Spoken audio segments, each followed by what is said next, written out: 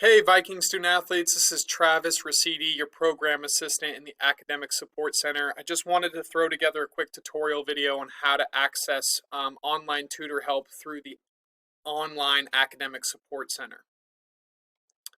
These are the teams that I'm the program assistant for, so if you see that you are on one of these teams, here's my contact information if you ever need to reach out or have any questions.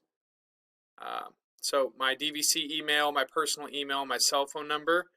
Okay, and now I just want to briefly walk you through this process on how to access the online ask. So first you're going to go to dvc.edu.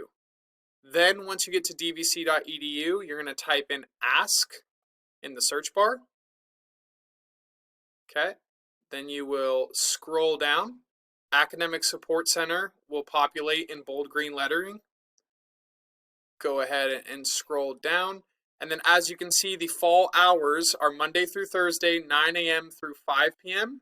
and then Friday, 10 a.m. to 2 p.m. Okay, and so there will be a tutor online waiting to help you. All you need to do is click this link here, click Access Tutoring and Support, which then a Zoom meeting will launch and you will be connected with your tutor support. And it's that easy. Look forward to working with all of you. Take care.